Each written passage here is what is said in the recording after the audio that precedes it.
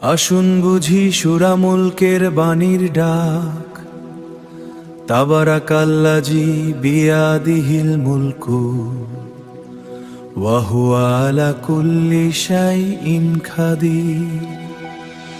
পুণ্যময় তিনি আল্লাহ, যিনি অতি মহান, সবকিছুর উপর তিনি সর্বশক্তিমান। সূরা মুলকের এটাই বাণী, কোরআন পড়লে আমরা জানি সত্য নূরের সুরে এ বিশ্ব ঘুরে, দিন আসে রাতের পরে। এই দুনিয়া শেষ নয় মোটেও, এটি জীবনের এক ধাপ, এর ওপরে আছে হিসাব, আসছে বিচারের চাপ।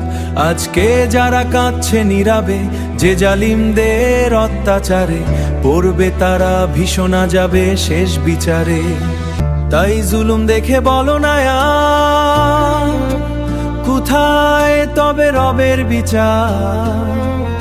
এ কথা যারা বলে তারা জানে না, রব সময় দিলেও সেটি ক্ষণিক শুধু, ছাড় পাবে না জুলুম কভু।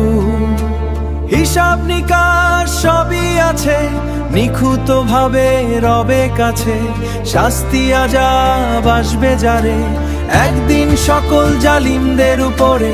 মজলুমের দুনিয়ার কষ্ট শেষ কথা নয়, এর ফয়সালা আখিরাতে হয়। মজলুমের অপেক্ষাছে জান্নাত, তাদের কান্না কভু বৃথা যায় না। জালিমরা পাবে আযাব, হবে অন্যায়ের প্রতিকার, আখিরাতে এটি হচ্ছে মহান রবের বিচার। দুনিয়া মানুষের জীবনের কেবল, মৃত্যুর জীবনে শুরু হয় আসল সংলাপ। আল্লাহ দেখেন, আল্লাহ জানেন জীবন পরীক্ষার ফল, তখন তিনি জানিয়ে দিবেন কার উত্তর আসল না নকল। আল্লাহ তো জুলুম করেন না, জুলুম করে মানুষ, ন্যায় অন্যায় ভুলে গিয়ে হয়ে যায় সে বেহুশ। লোভে অন্ধহৃদয় হলে পড়ে সে যে গর্তে, তওবা ছাড়া সেখান থেকে মুক্তি নাই অন্য শর্তে। অহংকার আর স্বার্থ মিলে পাথয়া সত্যর ঈমান, তাই কি তবে চুপ থাকি জুলুম দেখে দুনিয়ায়? তাহলে কি জবাব দেওয়াদের কাঠ খড়ায়? দুনিয়ার ফ্যাসাদ দেখে যারা বলে, কোথায় তোমার আল্লাহর বিচার? এই প্রশ্ন যারা তুলে জানা তারা, কিভাবে কখন হয় আল্লাহর বিচার? হয়তো পারা পথ হারা, অন্ধকারে পড়া, লাভ নাই কোনো তাদের সাথে তর্ক করা।